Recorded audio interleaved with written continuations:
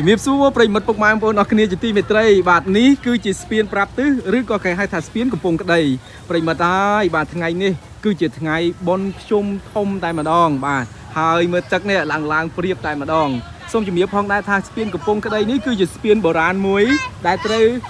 Hello អាយ៉ាសួស្ដីអាយសួស្ដីអាយ៉ាកំពុងតែធ្វើការបរិយាយជួបមួយកូនប៉ៃទេណាសុខសប្បាយមួយអាយអីតាណា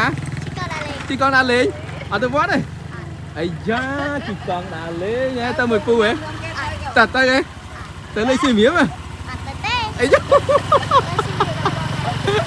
អរគុណបាយបាទសូមបន្តតិចបាទស្ពានកំពង់ក្ដីនេះគឺជាស្ពានមួយដែលវែងជាងគេនៅកម្ពុជាក្នុងសម័យអង្គរអញ្ចឹងប្រិយមិត្តពុកម៉ែបងប្អូនអរគ្នាស្ពាននេះត្រូវបានសាងសង់នៅក្នុងសតវត្សទី12ក្នុងរជ្ជកាលនៃព្រះបាទជ័យវរ្ម័នទី7បាទដោយសង់អំពីថ្មបាយក្រៀមនិងថ្មភក់ដែលមានបណ្ដោយប្រមាណជា86ម៉ែត្រនិងទទឹង16ម៉ែត្រហើយកម្ពស់ពីបាតស្ទឹងនោះគឺ11ម៉ែត្របាទដែលមានរនប្រឡោះបាទសម្រាប់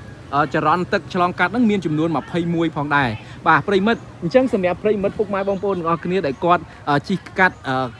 កំពង់ក្ដីបាទផ្សារកំពង់ក្ដីណាបាទអញ្ចឹងក៏ឈៀងចូលមកលេងតិចមកបាទដើម្បីអីផ្ដិតយករូបថតផ្ដិតយករូបភាពក៏ដូចជាមើលបរិយាកាសជុំវិញនេះផងដែរហើយភ្ញៀវកិត្តិយសរបស់យើងដែលមក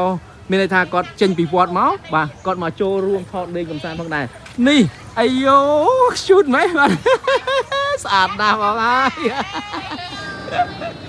អរគុណបាទអរគុណសម្រាប់ប្រិយមិត្តពុកម៉ែបងប្អូនអរគ្នាដែលជួយចូលរួមទស្សនាជាមួយនឹង